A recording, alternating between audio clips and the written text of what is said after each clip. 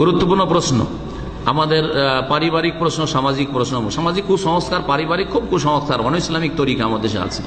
বাপ মাকে এক ভাই বলছেন যে আমি টাকা পয়সা তাদের খরচ খরচা দিই, কিন্তু তারা দাবি করে, বাপ মা দাবি করে যে সব টাকা তুই দে। আর এই মুসিবতে অধিকাংশ প্রবাসীরা আছেন, ওর অধিকাংশ ছেলেরা আছেন, অধিকাংশ ছেলেরা আছেন 10 বছর 20 বছর সৌদি আরবে চাকরি করে বা বিদেশে চাকরি করে একটা পয়সাও রাখতে দেয় না। আর ভবিষ্যতে গেলেন 10 বছর পরে খালি হাতে গিয়ে করবেন কি?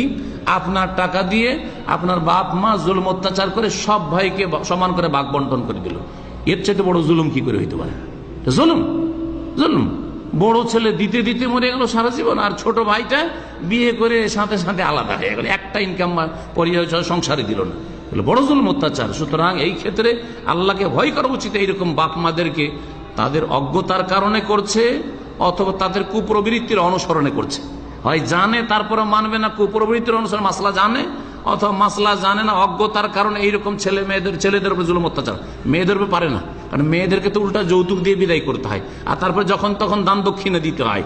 আর মেয়েরা যদি চাকরিও করে তারপরে ওর চাকরির টাকা ওই স্বামীর ঘরে যায়। মেয়ের টাকা পয়সার উপরে লোভ দেখাইতে পারে না, কিন্তু ছেলের উপরে বেশি জুলুম চালে আমাদের দেশের বাপেরা মায়েরা। আল্লাহ পাক ওদেরকে হেদায়েত দান করেন, জানে না মাসলা, অথবা বললাম যে কুপ্রবৃত্তির অনুসরণ, হাওয়া পরাস্তি বলা যেতে পারে। সেজন্য যেটা ফরজ সেটা শোনেন, ছেলের জন্য অথবা মেয়েদের জন্য।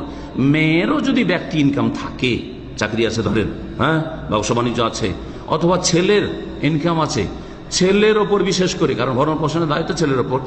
ছেলে আর বাপ মার কাছে নিজের ব্যক্তি মালিকানায় এত সম্পদ নেই যে সংসার চলবে। সুতরাং এইরকম বার্ধক্যে যদি বাপ মা পৌঁছে, বাপ মায়ের খরচ খরচা যাবতীয় প্রয়োজনে খরচ করে, খাওয়া দাওয়া, চিকিৎসা, বাসস্থান, পোশাক, এইসব দেওয়া ফরজ, এতটুকু ফরজ। কিন্তু বাপ মায়েরই যদি যথেষ্ট থাকে তাহলে তখন আর ফরজ থাকে না। মাঝে মধ্যে কিছু দিলেন খুশি করার জন্য, রাজি করার জন্য, এতটাই যথেষ্ট, এর বেশি কিছু ফরজ নয়। আর বাকি সব টাকায় বাপ মা নিয়ে নেবেন, নিলে আমানত। আপনার টাকা দিয়ে বাপ মা যতটা তার খরচ হলো করলো, আর বাকি টাকাটা আপনার নামে জমি জায়গা সম্পদ করে রাখবে অথবা জমা রাখবে।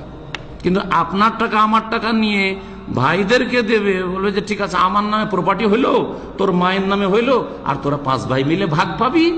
এটা হারাম কাজ।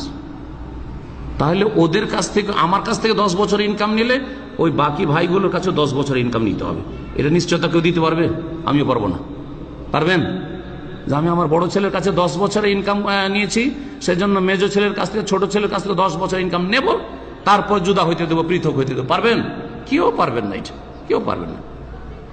যার ফলে পারিবারিক জুলুম করবেন না এরকম ছেলেদের ওপর, বরং ইনসাফ করার চেষ্টা করবে। কিয়ামতে সবাইকে আসামি হইতে হবে। অপরাধ করলে আল্লাহর কাছে সবাই আল্লাহর গোলাম, বাপও আল্লাহর গোলাম আর ছেলেও আল্লাহর গোলাম।